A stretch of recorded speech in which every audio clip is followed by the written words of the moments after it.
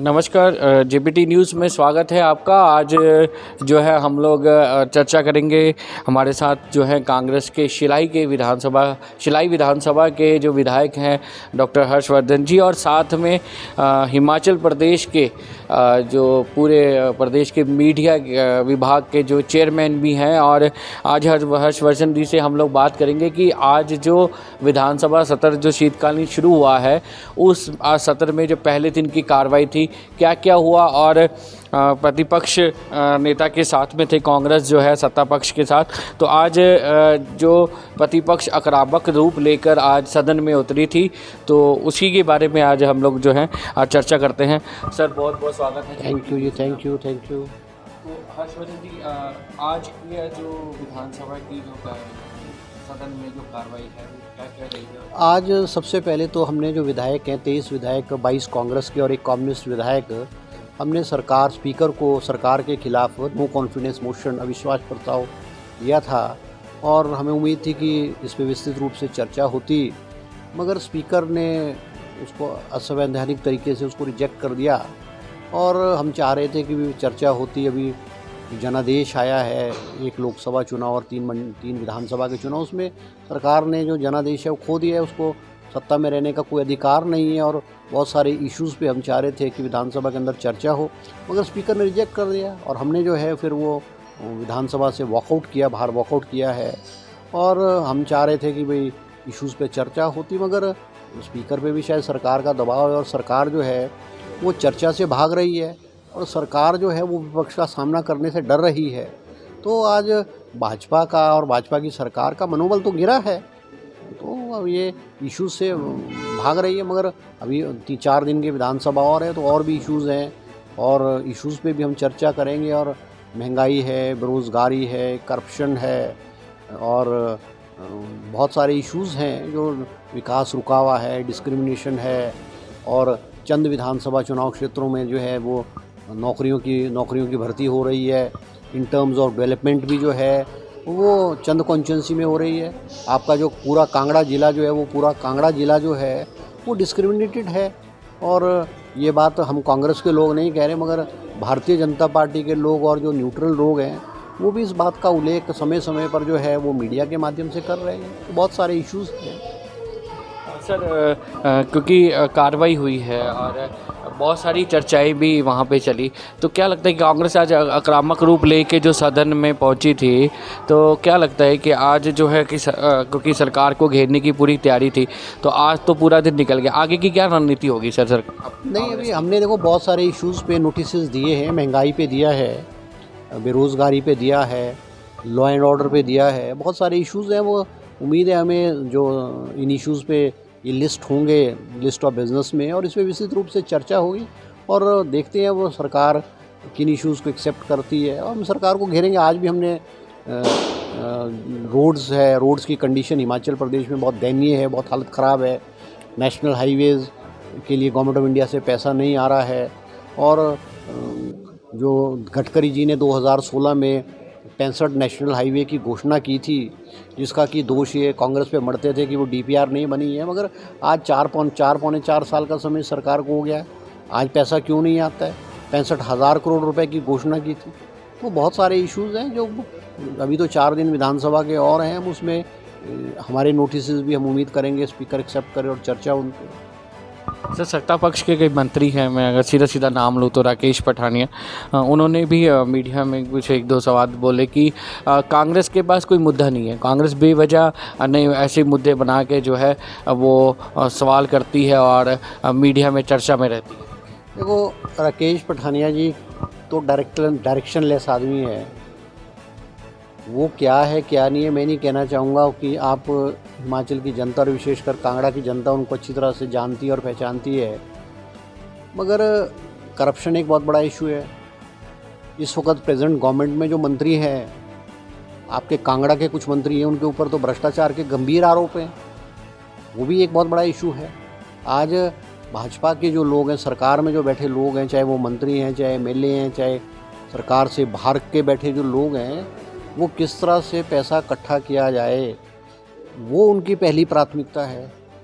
और हर तरह से वो कर रहे हैं, पनाह दे रहे हैं, चाहे इलीगल माइनिंग है, चाहे इलीगल पेड़ों का कटना है, तस्करी है, शराब माफिया को शेल्टर दे रहे हैं। तो बहुत बहुत सारे इश्यूज़ हैं, उन पे वो समय समय पर विधानसभा के अंदर और विधानसभा के बाहर इन इश्यूज़ को उठाते रहेंगे।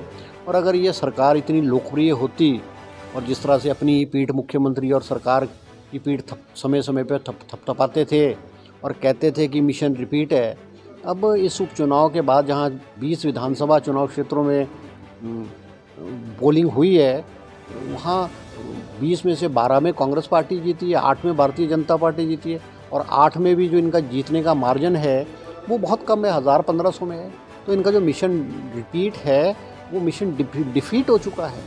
और हम सब कहते थे, बीजेपी भी कहती थी कि नहीं 2022 से पहले का ये सेमीफाइनल है, कांग्रेस भी कहती थी।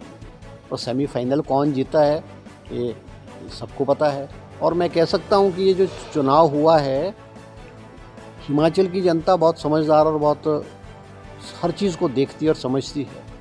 इसकी आवाज़ मोदी जी के जो कान हैं और एनडीए गवर्नमेंट के जो जिनके कान बंद थे उनके कान खुले। प्राइसेस जो डीजल और पेट्रोल की जो कीमतें कम हुई है उसका श्रेय जो है वो हिमाचल प्रदेश की और विशेष करके इन 20 विधानसभा क्षेत्रों की जनता को जाता है, जिन्होंने इनको ऐसा मुंह तोड़ जवाब दिया कि इनकी जो आंखें और कान हैं तो वो खुल गए। तो चीज़ें साफ हैं। हर्षवर्धन जी, आप कांग्रेस मानती है कि ये सेमीफाइनल था, बट जो सत्ता पक्ष के जो नेता लोग हैं, ये मंत्री हैं, वो तो कहते हैं कि नहीं।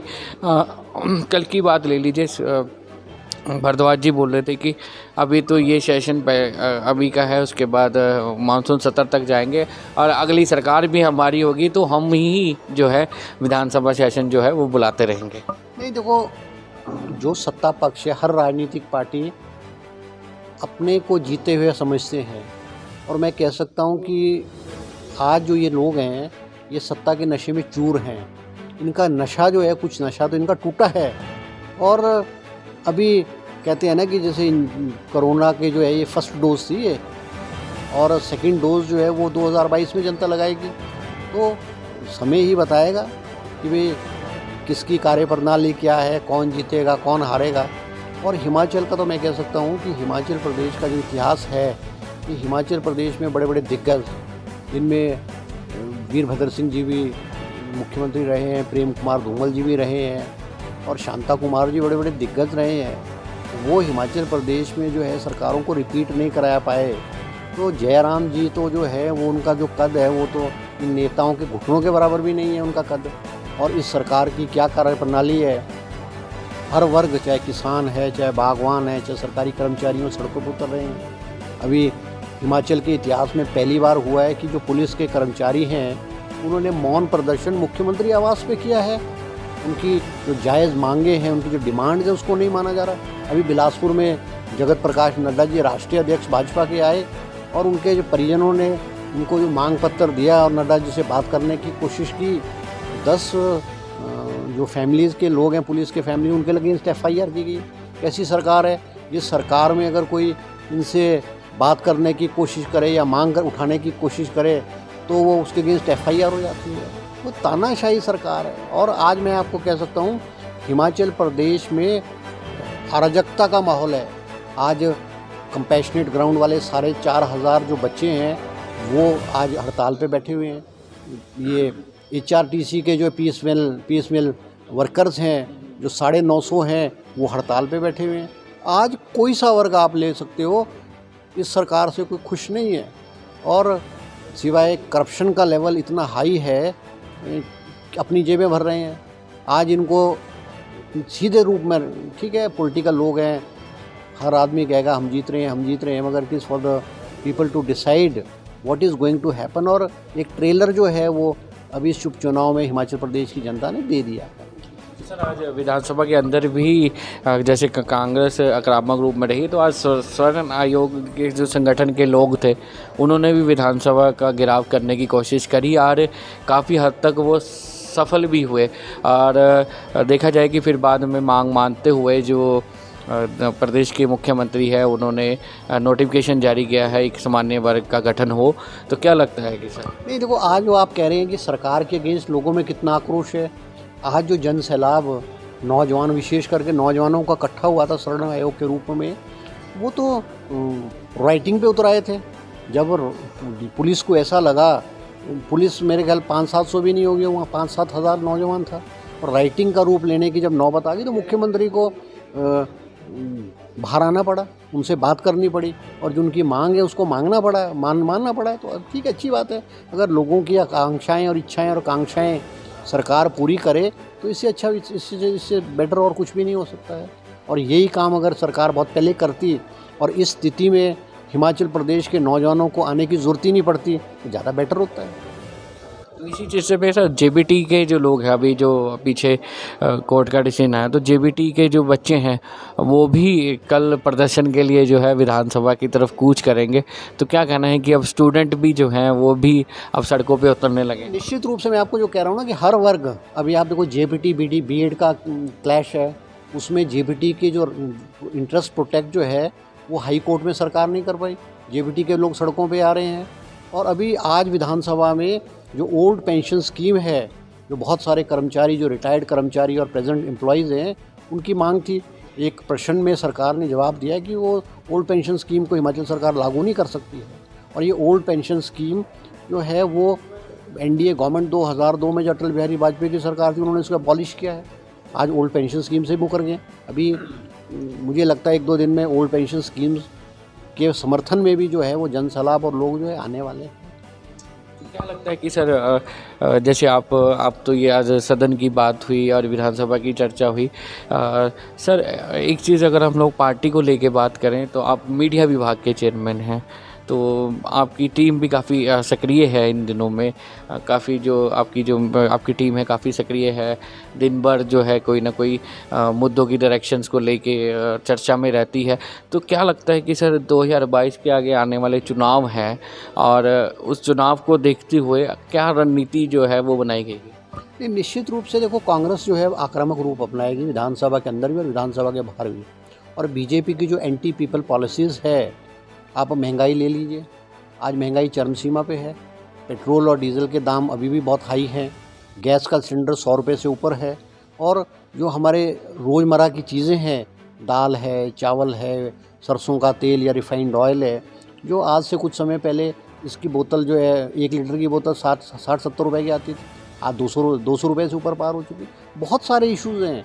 इन इश्यूज़ को लेकर के हम सरकार के ख़िलाफ़ जो है वो गांव-गांव तक जाएंगे और लोगों से अगवा करेंगे। और ऐसा नहीं है, मतलब हम तो थ्रू मीडिया, हमारे मीडिया के जो लोग हैं, हमारी मीडिया की कांग्रेस पार्टी की जो टीम है, वो समय समय पे मीडिया के माध्यम से लोगों को अपनी बात और बीजेपी की जन विरोधी नीतियां हैं उसके बारे में अवगत कराती रहती है।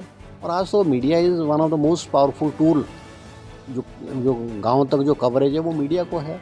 तो we will collectively fight, Congress collectively fight करेगी और निश्चित रूप से 2022 में कांग्रेस पार्टी की हिमाचल प्रदेश की सरकार होगी।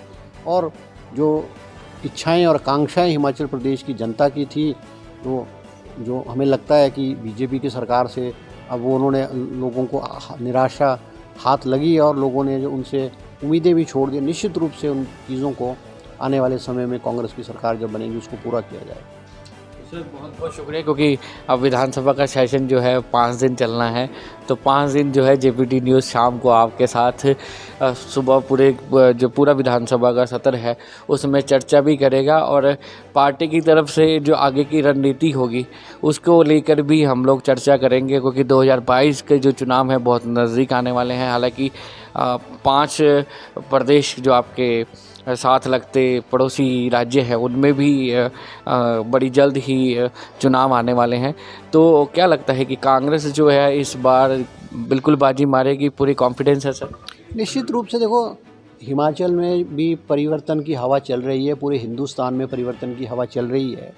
और निश्चित रूप से जो वायदे किए गए थे एनडीए गवर्नमेंट द्वारा, मोदी द्वारा, काले धन का वायदा किया गया था, 2 करोड़ लोगों को साल में नौकरी देने का वायदा किया था। यहाँ तो करोड़ों की तादाद में लोग बेरोज़गार हो चुके हैं। हिंदुस्तान में पिछले 1 साल में 32 करोड़ लोग जो हैं वो गरीबी रेखा से नीचे गए हैं। आज एम्प्लॉयमेंट के रिसोर्सेज नहीं हैं। आज कारोबार, आप किसी भी क्षेत्र का कारोबार ले लो, आप चाहे टूरिज़्म सेक्टर है, चाहे ट्रांसपोर्ट सेक्टर है, चाहे छोटा दुकानदार है, चाहे होटल इंडस्ट्री है, ये फैक्ट्री वाले हैं, आज हर लोग परेशान है। और कोरोना काल के दौरान किसी भी एक क्षेत्र को, किसी भी एक सेक्टर को, चाहे प्रदेश गवर्नमेंट है, चाहे गवर्नमेंट ऑफ इंडिया, उन्होंने कोई राहत नहीं दी है। आज हिंदुस्तान की जनता का इस प्रेजेंट गवर्नमेंट से, बीजेपी की गवर्नमेंट से मोह भंग हो चुका है। कोई लोगों को तो ये थोड़ी चाहिए कि वे 370 धारा ख़त्म कर दी, राम मंदिर बना दी। चलो, इनके भाजपा के इश्यूज़ थे, मगर आज आम जनता को नौकरी चाहिए, राहत चाहिए, आज लोगों को विकास चाहिए। आज पेस ऑफ डेवलपमेंट, अगर आप इन टर्म्स ऑफ डेवलपमेंट देखो, हिंदुस्तान की डेवलपमेंट और इस प्रदेश सरकार की जो डेवलपमेंट है in terms of GDP, it is in minus. अब आप बड़े बड़े दावे पेश करते रहो, बड़ी बड़ी स्टेज पे से और मीडिया के माध्यम से बड़ी बड़ी बातें हाँको, मगर आपके आंकड़े तो कुछ और बोल रहे हैं ना, आंकड़े तो हकीकत बोलते हैं। तो मतलब अब समय आ चुका है, लोग पहचान चुके हैं और मुंह तोड़ जवाब हिंदुस्तान की जनता, इन 5 राज्यों के जो चुनाव होंगे, निश्चित रूप से मुंह तोड़ जवाब दिया जाएगा और कांग्रेस की जो है वो अच्छी प्रदर्शन और अच्छी जीत होगी। बिल्कुल सर, बहुत बहुत धन्यवाद। आज आपने जेपीटी न्यूज़ के साथ जो है अपने विचार भी, पार्टी के विचार भी साझा किए और हमें भी समय दिया, उसके लिए बहुत बहुत धन्यवाद। Thank you, you are most welcome. तो बिल्कुल आज जो हमारे साथ जो थे डॉक्टर हर्षवर्धन चौहान जी थे, जो शिलाई विधानसभा से विधायक भी हैं और हिमाचल प्रदेश के कांग्रेस के मीडिया विभाग के चेयरमैन भी हैं। काफ़ी चर्चाएं हुए हैं कांग्रेस की आने वाली जो चुनाव हैं 2022 को लेके, उसकी भी रणनीति में भी चर्चा हुई और जो आज विधानसभा का जो सत्र स्टार्ट हुआ है उसके पहले दिन की जो कार्रवाई हुई है उसके बारे में भी चर्चा हुई।